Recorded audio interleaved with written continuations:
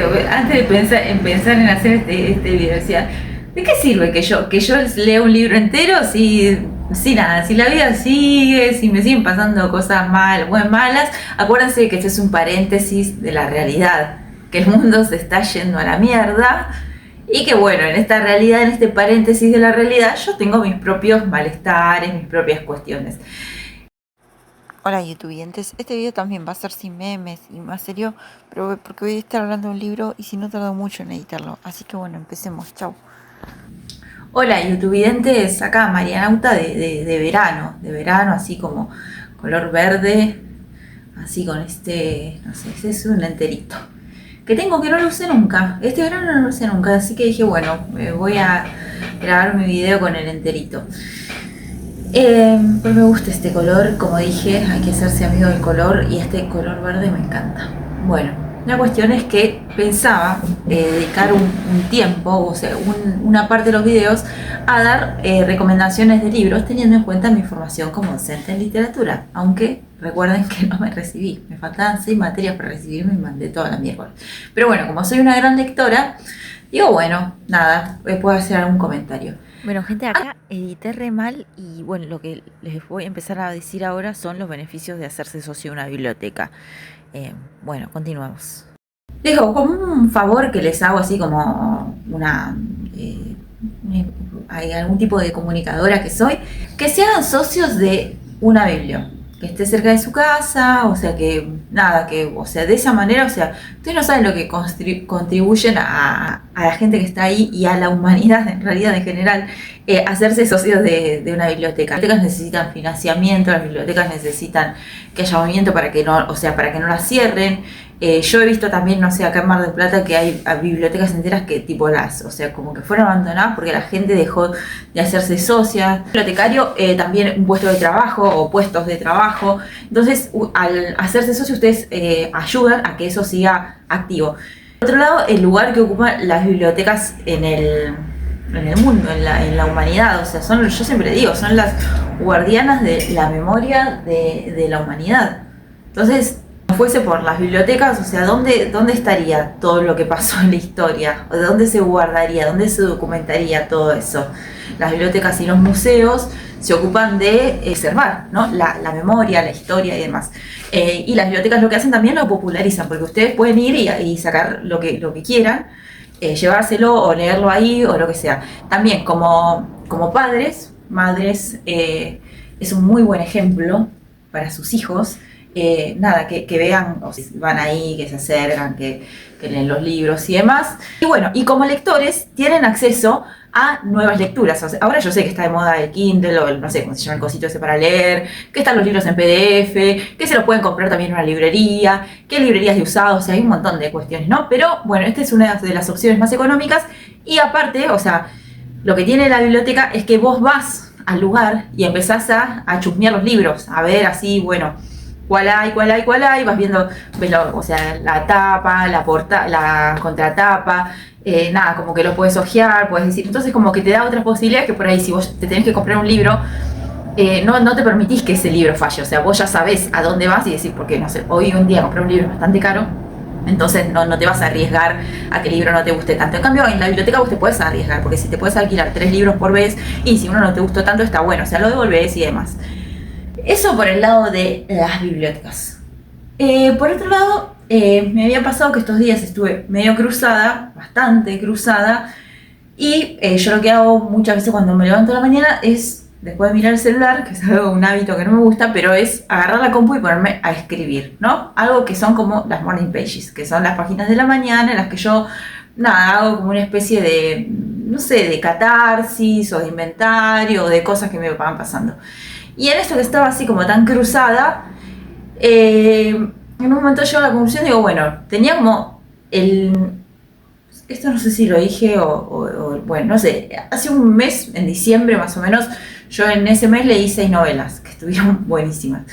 Y después me agarró que no leí nada más, pero había llegado un montón de libros de la biblioteca, más libros que me habían prestado amigos y demás, y no había leído nada de todo eso. Bueno, en estas morning pages dije, bueno, no, o sea, como que necesito para parar toda esa psicosis que tengo en la cabeza,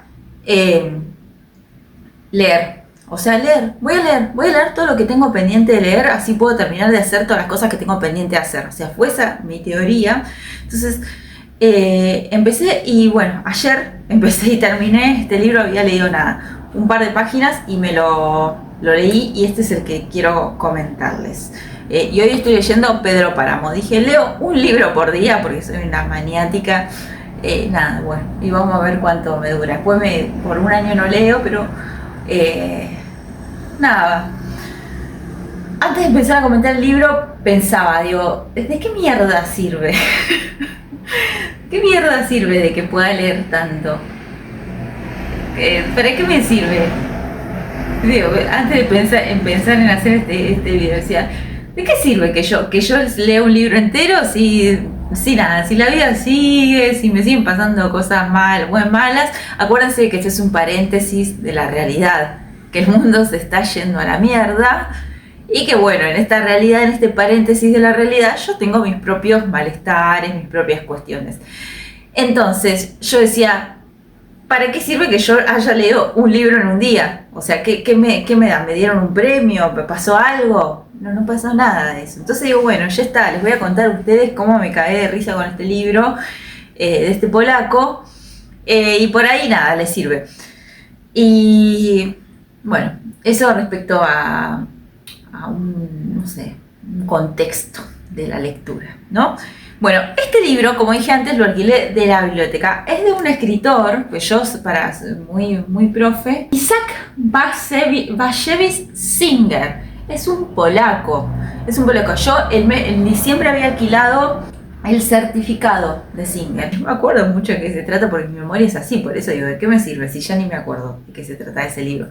Me había encantado, o sea, como que me sentí, o sea, lo que veo que tienen estos autores así que llegan a ser universal, bueno, no sé si llega a ser universal, pero ganarse un premio Nobel es un poco pasar a la universalidad de los autores.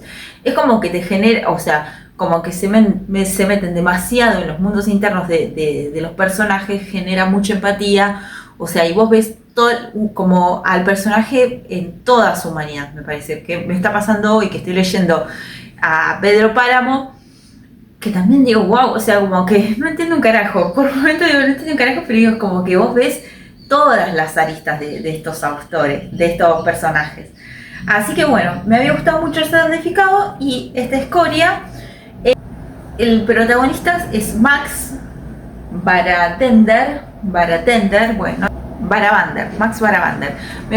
Como me había gustado mucho el otro libro, pero el otro libro está situado en Bolonia, en Varsovia, en la época un poco previa a la Revolución Rusa, 1916, por ahí. Y me habían gustado mucho las descripciones, me gustó mucho como, o sea, es medio autobiográfico.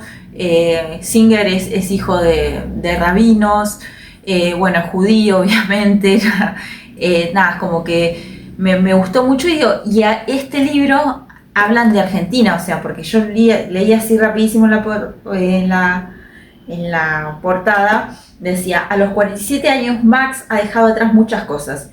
Primero Polonia, cuando emigró a la Argentina. Yo dije, bueno, quiero ver cómo habla de Argentina este autor. O sea, como que dije, me llamó la atención, digo, ¿cómo describirá? Así como el tema de Fito, Buenos Aires, igualito que en los tiempos de Roberto Art, ¿cómo describirá los tiempos de Roberto Art? Y bueno, fue algo que me había llamado la atención. Bueno, aclaro que en realidad la novela no transcurre ni en Buenos Aires ni en Argentina, transcurre netamente en Varsovia. Y lo único que mencionan de Buenos Aires es que bueno, el personaje Max hizo su fortuna a fuerza de negocios turbios acá en el país. Después sí hablan un poco de cómo vivían los judíos acá, pero nada, como que no, o sea, eso fue como una engaña pichanga. Algo que yo creí cuando leí la portada y me llamó la atención por esto, y finalmente me llamó la atención por otras cuestiones y me encantó la novela, pero bueno, mi expectativa hacia la novela no se cumplió. Bueno, voy a leer algunas cuestiones que yo marqué acá y voy a leer también la contratapa y la comento. Primero voy a leer la contratapa. Bueno, personaje principal Max, 47 años, ¿no? Viene de Polonia emigra hacia acá, hacia Buenos Aires. Bueno, la inesperada muerte de su hijo adolescente y la locura de su mujer, trastornada por la pena, ha despojado brutalmente del sentido la vida de Max. Solo existe una solución a sus ojos: embarcarse hacia Varsovia, recuperar su ciudad natal, atrapar por el cuello la vida que se le escapa entre los dedos y se deje envolver por el estupor de la tristeza. Estamos en 1906, Varsovia es un hervidero de bandas delictivas, vicios de todo tipo, estruendo y ministerio callejero. Es muy hermoso cómo describe Varsovia, son increíbles las descripciones, como que parece, a veces me gustaría poder ser, no sé, una viajante, por eso Marianauta, una viajante del tiempo y poder no solo viajar a otros lugares, sino viajar a otras épocas. Entonces este tipo de libros permite, poder situarse en ese lugar. Acá no cuentan que, o sea, porque no lo van a decir en la contratapa, pero este Max era impotente, o sea, no se le paraba, o sea, hablando mal y pronto. Entonces como que estaba re mal por eso, y decía, o sea, como que la mujer, la madre de su hijo que murió, había sido una prostituta, y él se enamoró de ella, o sea, como que él las conoció así en los bajos fondos, en los barrios bajos, y se enamora, bueno, se casan y demás, tienen este hijo que a los 17 años muere. Entonces la mina pira, y él es como que no podía seguir conquistando mujeres, o sea, como que estaba así como con un estado estaba mal, y dice, bueno, me voy a Varsovia, por ahí se me cura la locura que tengo. Entonces, bueno, este libro narra lo que le pasa cuando llega a Varsovia. Les voy a leer algunos pasajes de acá, ¿no? Que me llamaron, o algunas cuestiones que me llamaron la atención. Acá es como que este Max es una especie de Don Juan, porque lo que él, como para reafirmar esta cuestión de su masculinidad y demás, empieza a querer conquistar. Ay, perdón, que muevo la cámara, es que apenas toco el escritorio, eso pega ahí y no importa. Entonces, voy a leer algunas cuestiones que me resultaron interesantes, o les voy a leer un pedacito y explico y demás. Teniendo en cuenta ahora todo lo que está pasando a nivel mundial, ¿no? Entre Palestina e Israel, y que yo como un montón de gente, como que tratamos de ver videos, de entender qué es lo que pasa, o sea, como no sé si quién tiene la razón, pero por qué está sucediendo todo esto. Sí, no sé decir, o sea, digo que las búsquedas van orientadas a no a ver quién tiene la razón, sino de ver de dónde surge toda esta cuestión. Acá en lo que narra tanto este libro como el otro libro, como el del certificado, es previo a la Segunda Guerra Mundial, es previo al genocidio de Hitler, es previo a todo eso, pero acá uno ve cómo se va gestando toda esta cuestión, ¿no? Cómo estaban los primeros pogroms, no quiero decirlo mal y no me quiero reír tampoco, porque pogromos es una palabra medio cacofónica, que es una masacre aceptada o promovida por el poder de judíos y de otros grupos étnicos, ¿no? O sea, como que eran estas primeras ataques a los judíos, que acá y en el otro van apareciendo. También un dato interesante es que, no sé si es un dato, está muy bien descrita toda la vida de los rabinos, ¿no? De las familias de los rabinos y demás, porque Singer era hijo y nieto de rabinos. Otra cuestión que él describe muy bien y que es muy atractivo, muy atrapante, es como su relación está todo el tiempo el otro personaje de una manera más naif y más bueno, porque el otro personaje, el del certificado, es un hombre copado. Es un pibe, es un chico de 19 años, o sea que también él estamos hablando de el certificado, que él se va constituyendo como escritor. Es muy hermoso como ver todo eso, y su relación con las mujeres. Siempre tiene un par, 3, 4 ahí, chicas dando vueltas, mujeres más grandes, más jóvenes, esto y lo otro, y cómo él se siente y demás. Entonces toda esa parte de la humanidad de una persona es muy hermosa de ver. Bueno, y en este libro está este chabón que es bueno, tal como lo dice el nombre del título, y ateniéndonos a la función deíctica del mismo, según el análisis estructural de cuento de Roland Barthes, hay que prestar especial atención a escoria, ¿no? O sea, ¿a qué se va a referir cuando habla de escoria? Y en este caso, yo lo empecé a leer el libro y me había olvidado que el libro se llamaba así. Ella tenía como cierta empatía primero al principio, como que yo siempre como me di cuenta que empiezo a leer y con el personaje no pongo un freno. Siempre es como empecé a leer Pedro Páramo y en Pedro me pareció un divino por todo lo que amaba a Susana y después me di cuenta de que era un hijo de puta. Pero bueno, yo siempre es como que nada, de movidas como que bueno, sí, como que lo quiero al personaje principal. Entonces como que no lo iba leyendo como si él fuese una escoria, no sé, que aparezca el antagonista. No, la escoria es él, claramente. Entonces, en toda esta cuestión, él en un momento conoció una chica que se llama Cirele, T-S-I-R, bueno, Cirele, que era la hija de un rabino. Entonces él es un hombre de 47 años, tiene casi 50 años, y esta piba era una chica chiquita, ¿no? De 18, 19 años. Una chica muy, muy despierta, o sea, muy despierta, como imagínense que ahí estaban surgiendo las ideas revolucionarias, las ideas anarquistas, ideas socialistas. Es como que fue un proceso de ebullición, de revoluciones, de cosas, y en la voz de Cirele aparecen como todas estas ideas, nada, maravillosas. No sé, bueno, no sé si decir maravillosas, pero una conciencia de clase total, o sea, y querer romper con la estructura que viene, que uno dice, bueno, ahora gente más o menos joven y los que somos más o menos progres, o sea, aunque no nos guste ese mote, tenemos unas ideas así como, ya nacemos, o como que ya no, es retrógrado pensar de otra manera, pero en esta época piense que no existía eso. Entonces es muy... esta personaje. Bueno, acá están discutiendo, está Cirele, la madre, y está Max tratando de, o sea, cuando las conoce, y Cirele empieza a decir como que, o sea, a hablar mal del zar, ¿no? El principal líder en Rusia antes de la revolución. La madre entiende como que la hija dice que el zar reparta su fortuna. Entonces lo que le dice Cirele es: nadie le pide que reparta su fortuna, solo que dé libertad al pueblo, pero libertad de verdad. No una duma por la que todos tienen miedo de decir algo sabiendo que la policía secreta lo controla todo con sus espías.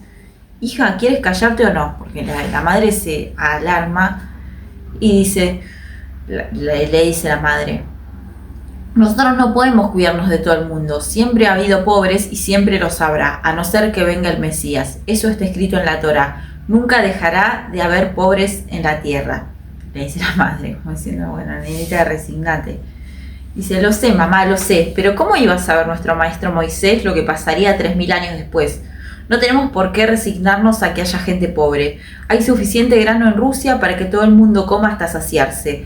Rusia exporta grano a otras tierras. Podemos levantar fábricas donde todo se haga a mano, ropa, zapatos, cualquier cosa que necesite una persona. En lugar de eso, los campesinos van descalzos y medio desnudos. Y un mendrugo de pan es un lujo para los que cultivan la tierra y recogen la cosecha con la que se hace el pan que otros comen. No dan a sus hijos un mínimo de educación. Lo único que les enseñan es a besar la cruz. Así que ahora vas a defender a los campesinos, a pesar de que son antisemitas y de que realizan pogroms contra los judíos. Eso le dice la madre, diciendo, bueno, ahora está defendiendo a los campesinos. Y ella le dice, o sea, les vas a defender a los campesinos que hacen todos estos ataques a los judíos. Y esta chica con una lucidez dice, hacen los pogroms porque las centurias negras les instigan. ¿Qué tienen los campesinos contra los trabajadores judíos de Berdichev o de Kishinev? Purishchev les incita y ellos les siguen como corderos. Alguien tiene que ir a decirles la verdad. Pues corre y díselo, si supiera hablar ruso, dice. Y ella antes había estado contando que estaba buscando un profesor de ruso. La verdad que, bueno, Max seguía sin salir de su asombro. En su vida había oído hablar así a una chica. Entonces, este personaje a mí me encanta. Y Max, bueno, la trata de, o sea, de embaucar a toda su familia, le promete casamiento, le pasan un montón de cosas. Es como muy, muy, muy triste cómo se va desarrollando todo. La enamora, o sea, bien de Don Juan, bien mentiroso. En otra parte hablan, ay, este video va a ser larguísimo, pero no sé si alguien lo va a ver, pero bueno, uy, perdón. Están hablando de nuevo también, está Cirele con los padres, con el padre, ahora ya vino el rabino, el padre, imagínense. alguien sumamente, nada, metido en el estudio de la Torá y demás. O sea, el rabino le pregunta a Max acerca de la situación, miren la graciosa, buena que esto, de la situación de los judíos bueno, no usen el libro de Posaballo, de los judíos en Argentina, cómo era la situación. Entonces, bueno, Max va contando diferentes cuestiones y cuenta que los españoles mataron y aniquilaron a los indios, bueno, a los pueblos originarios, para quedarse con las tierras. Entonces el rabino, indignadísimo, le pregunta, ¿qué hicieron para merecer eso? O sea, como, ¿por qué los españoles vinieron y sacaron las tierras? Y Cirele, que es le dice, ¿y por qué mataron los judíos a toda la gente que vive en la tierra de Israel? También ellos eran padres y madres de niños. ¿Por qué merecían ser aniquilados? Estaba preguntando por qué mataron a... O sea, como que es muy actual esto, ¿no? Es como decir ahora el nombre de que es la tierra de Dios, está ahí todas estas matanzas hacia el pueblo de Palestina. Y esta chica judía, recontra judía, como que le cuestionaba, o sea, como diciendo, bueno, vos te indignás porque un español mata a un indio, pero, o sea, los israelíes mataron a todos los que están viviendo, bueno, en la tierra de Israel, y como está diciendo, y el padre le dice, no, que esto lo decretó el Dios Todopoderoso, y Cyril le pregunta, ¿y en qué son responsables los niños pequeños? Los niños no han pecado, y el padre dice, bueno, los niños deben sufrir por los pecados de sus padres, cuando padres y madres se rebelen contra el Creador, se mezcla con la brujería y toda clase de impiedades, entonces no hay protección para nadie. No es justo, padre. ¿Pero qué dices? ¿Qué te pasa? No hay nadie más compasivo que el Creador, está escrito, y las armas que ha creado. Será mejor que traigas el té. Esto es muy, a mí me parece muy valioso como para entender el conflicto ahora, o sea, la justificación que tienen los israelíes de por qué están haciendo lo que están haciendo, y esa fe ciega. Esto se escribió en 1900, creo, 50 y pico. Está ubicado en 1906 esta novela. Como de ver la cabeza, ¿no?, del israelí, ¿no?, del israelí o del judío obcecado, para poder entender por qué, ¿no? ¿Por qué terminan pasando las guerras? ¿Por qué terminan pasando los genocidios? ¿Por qué? Entonces, a mí, a ese nivel me pareció como muy interesante, y también muy interesante el lugar de Cirele, de una judía, hija del rabino, y que se cuestiona, o sea, como que es injusto, que no tiene sentido, que, o sea, como que no tiene que morir una persona, o sea, no tiene que morir nadie. Bueno, para mí no sé si no tiene que morir nadie, pero o sea, no de esa manera. Bueno, voy a decir después 2 cosas más y ya termino, porque si no va a ser larguísimo. Max es un asco. El personaje, pero después cuentan unas cosas nada horribles, pero, o sea, a su vez como que él tenía toda una justificación. Y a su vez es un personaje que yo digo es un asco, pero hay un montón de matices en los que uno puede sentir como una empatía. Como en Lolita de Nabokov, que el personaje, no, Jeremy Irons, me dice de la película, pero Humbert es detestable, pero a su vez uno puede sentir una cierta empatía. Eso es cuando uno logra, un autor logra generar una empatía con un lector ante un ser detestable, como que podemos ver la humanidad de la persona, nada, como que es interesante. Por eso también creo que nos sirve para la vida, para ver como que entender la psicopatía, que no es que el malo es un demonio, o sea, una humanidad, y eso es lo que hacía que hayan también llegado a esos lugares, porque si el malo se evidenciara como que es tan malo, no llegaría a donde llega, ¿no? Pero como genera estas cuestiones, pueden llegar a lugares de poder, o sea, como que... Y después ni hablar de, bueno, la teoría del mal, en algún video podría ser de la teoría del mal, de ver, o sea, como que en qué cosas también uno se ha reflejado y decir, bueno, o sea, como qué hago con esta parte mía. Otra cuestión interesante que aparece es la cuestión del espiritismo, del espiritismo, o sea, él en un momento como que está tan perdido porque no sabe qué hacer, porque ya se va enredando ahí en todas estas historias, en sus mentiras, porque él estaba muy preocupado porque no se le paraba. Entonces es como que va, en un momento en el texto dice no se le paraba, o sea, como que el texto es más elegante, yo soy una vulgar.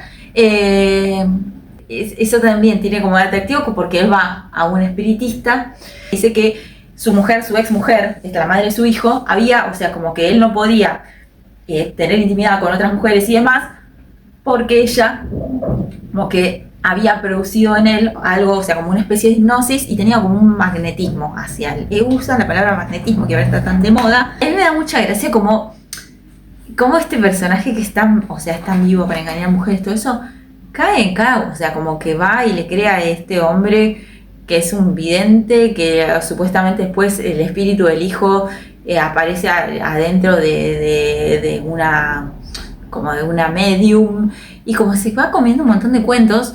Y en otra cuestión que era bastante interesante y nada, y como que muy cruda, pero no sé si la marqué acá, si no la voy a contar, es él se cruza con una mujer de la cual también se queda como muy enganchado. Esta vez él se queda enganchado, que es una mujer que creo que se llama Silce, algo así, no me acuerdo bien el nombre, pero era una prostituta y ella lo quería convencer a él de tenerlo para que sea como que sea un chulo, o sea, que vaya y que convenza a las chicas. Él decía que sean chicas de familias buenas, que sean lindas y demás, pero que no sean muy despiertas, y a través de chamullos elegantes, él las pueda convencer para que se vayan a Argentina o a América, con la idea, no sé, que se vayan a trabajar de criada y demás. Y que, pero él decía, bueno, pero no va a querer. Dice, una vez que las chicas están lejos de casa y sin el pasaporte, son muy dóciles. Y esto es una novela, no es la realidad, pero sí cuenta, como no, todo el tema de la trata y demás. O sea, es como que es muy duro, o sea, de ver cómo se van formando estas bandas o estas cuestiones, o sea, como que conocer ese trasfondo. Pero algo que es como gracioso es que después, y eso es spoiler, él se queda sin el pasaporte. O sea, a él le piden, le sacan el pasaporte, o sea, lo empaquetan de una manera que vos decís, no le des el pasaporte, es obvio, te van a cagar, te lo dijo la mina, te van a recagar. No, es un forro el personaje, pero a su vez, nada, es un boludo, no sé, es como que decís, se deja, va cayendo en sus propias trampas, no sé, no, en sus propias trampas no, pero es como que es gracioso que todo lo que decían, bueno, ponerle que una pibita, una quinceañera, que le hicieron todo el chamullo, que se la llevan al otro mundo, que dicen, bueno, cuando no tienen el pasaporte es una persona dócil, que se llegue de repente, ¡pam! El que no tiene el pasaporte es él. O sea, es como que cuando ya le contaron todo el chamullo. O sea, como esas fueron algunas cuestiones de este libro, que cualquier libro que busquen de este escritor les va a encantar. O sea, como si le gustan los rusos y demás. Y bueno, ese fue el resumen no tan resumen de Escoria. Así que nada, nos veremos en la próxima edición. Y digan si quieren que hable de algo en especial y demás. Y nada, chao.